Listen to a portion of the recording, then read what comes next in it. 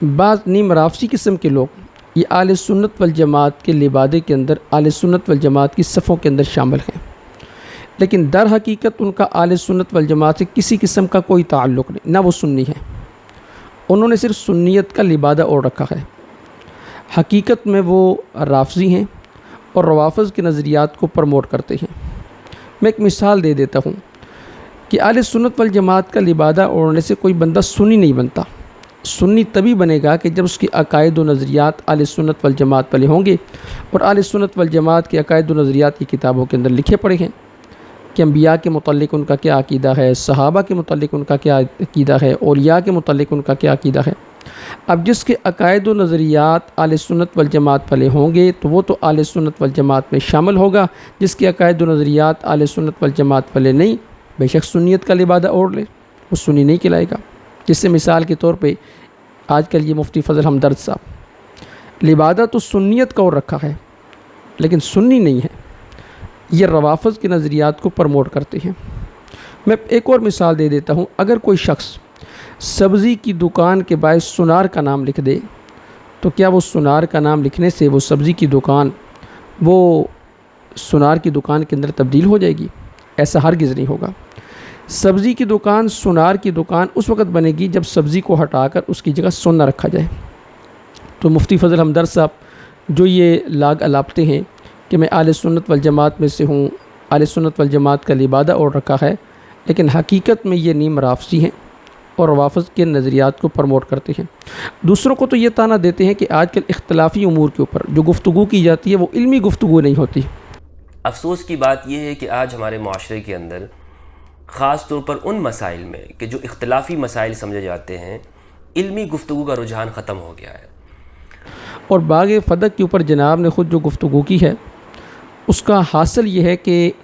ابو بکر صدیق رضی اللہ تعالی عنہ نے جو فیصلہ کیا تھا فدق کے بارے میں،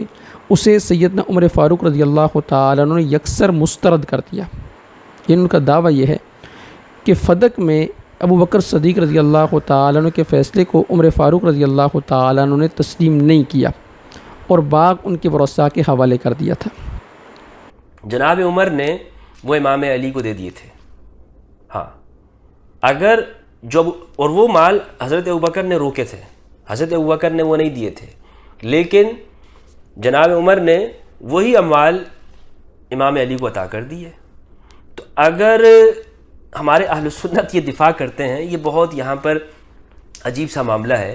کہ اہل سنت اگر دفاع کرتے ہیں جناب ابوبکر رضی اللہ عنہ کا، تو اسی فیصلے کو تو جناب عمر رضی اللہ عنہ نے ختم کر دیا۔ میں زیادہ لمبی چوری گفتگو تو نہیں کرتا، نہ یہ طعنہ دیتا ہوں کہ جناب کے پاس علم نہیں ہے،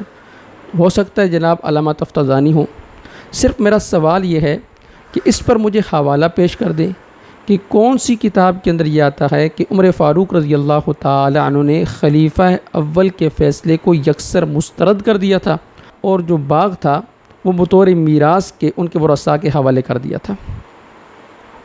مجھے بڑی شدت کے ساتھ اس کا انتظار رہے گا، کیونکہ جناب تو علمی گفتگو کرنے کے عادی ہیں اور دوسروں کو یہ طعنہ دیتے ہیں کہ آج کل اختلافی امور پر علمی گفتگو نہیں کی جاتی۔ اگر جناب کو حوالہ نہ ملے تو ایک حوالہ میں جناب کی خدمت میں پیش کر دیتا ہوں، بخاری حدیث نمبر ہے 3094۔ میں آخر سے پڑھ دیتا ہوں تاکہ اندازہ ہو جائے گا کہ عمر فاروق رضی اللہ تعالی عنہ نے خلیفہ اول کے فیصلے کو مسترد کیا تھا یا انہوں نے اس کو باقی رکھا تھا۔ یہ عمر فاروق رضی اللہ تعالی عنہ کے دور خلافت کے ابتدائی دنوں کے بعد کی بات ہے کہ جب عمر فاروق رضی اللہ تعالی عنہ نے اس باغ کو بطور انتظامی امور کے سیدنا عباس اور سیدنا علی رضی اللہ تعالی عنہ کے سپرد کیا۔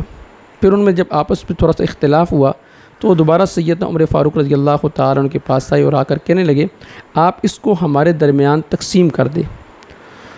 تو عمر فاروق رضی اللہ تعالی عنہ کا منشا یہ تھا، میں خلاصہ بتا رہا ہوں، منشا یہ تھا، وہ کہہ رہے تھے کہ اگر تقسیم کر دیا تو پھر تو گویا کہ یہ میراث تقسیم ہو جائے گی، تو انتظامی امور جو میں نے آپ کے سپرد کیے ہیں اس طرح اگر آپ چلا سکتے تو چلا لیں۔ میں حدیث کے یہ آخری الفاظ پڑھ دیتا ہوں۔ عمر فاروق رضی اللہ تعالی عنہ کا فقلت، میں نے کہا کہ لکما ان رسول اللہ صلی اللہ علیہ وسلم قال، کہ میں نے تم سے یہ بات کہی تھی نا کہ اللہ کے نبی صلی اللہ علیہ وسلم نے فرمایا کہ لا نورث ما ترکنا صدقۃ، کہ ہم وارث نہیں بناتے، یعنی وہ چیز جو چھوڑ کے جاتے ہیں وہ صدقہ ہوتی ہے۔ فلما بدا لی ان ادفعہ الیکما،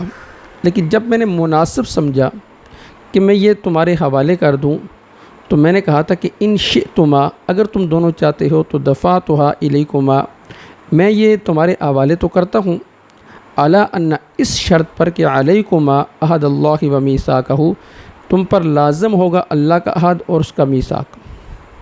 یعنی میں نے یہ وعدہ دیا تھا۔ لتعملان فیہا،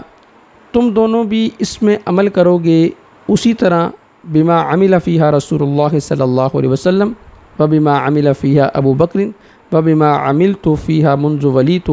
جیسے اس میں اللہ کے نبی کرتے رہے، پھر ابو بکر صدیق رضی اللہ تعالیٰ عنہ کرتے رہے، پھر جب تک میرے پاس رہا اور میں اس کے اندر کرتا رہا، اس شرط پر میں نے یہ تمہارے حوالے کیا تھا۔ اب یہ عمر فاروق رضی اللہ تعالیٰ عنہ یہ حدیث کہہ رہی ہے کہ انہوں نے خلیفہ اول کے فیصلے کو باقی رکھا تھا، مسترد نہیں کیا تھا، تو اس پر جناب حوالہ پیش کر دیں۔ پھر فرماتے ہیں کہ فقلتما، تم دونوں نے کہا تھا کہ ادفعھا الینا، ہمیں دے دیں، فبذالک دفعتھا الیکما، تو میں نے اسی وجہ سے وہ تمہارے حوالے کیا تھا کہ انتظامی امور تمہارے سپرد ہوں گے۔ فانشدکم باللہ حل دفعتھا الیہما بذالک، پھر قسم دے کر کہا کہ کیا میں نے اسی طرح تمہیں دیا تھا؟ تو قال رہت نعم ثم اقبل علی علی و عباس، آپ نے وہ جو دوسرے صحابہ بیٹھے تھے ان سے پوچھا، پھر آپ نے سیدنا علی سیدنا عباس کی طرف متوجہ ہوئے، ان کو بھی کہا انشدکما باللہ حل دفعتھا الیکما بذالک، کیا میں نے اسی طریقے سے آپ کے حوالے کیا تھا؟ یہ قسم دے کر پوچھ رہے ہیں۔ تو قال نعم، دونوں نے کہا ہاں ایسے ہی ہے۔ تو قال عمر فاروق رضی اللہ عنہ فرمایا کہ تلتمسان منی قضان، اب تم مجھ سے ایسا فیصلہ تلاش کرتے ہو غیر ذالک جو اس فیصلے کے علاوہ ہے، یعنی ابو بکر صدیق رضی اللہ تعالیٰ عنہ اور نبی اکرم صلی اللہ علیہ وسلم جو کر کے گئے ہیں، تم چاہتے ہو کہ میں اس کے علاوہ کوئی اور فیصلہ کر دوں؟ فواللہ الذی باذنہ تقوم السماء والارض، اس ذات کی قسم جس کی قدرت سے زمین و آسمان قائم ہیں، لا اقضی فیہا قضاء غیر ذالک، میں اس کے علاوہ کوئی اور فیصلہ نہیں کر سکتا۔ تو اس سے یہ پتہ چلا کہ یہ الفاظ صرف ابو بکر صدیق رضی اللہ تعالیٰ عنہ کو معلوم نہیں تھے،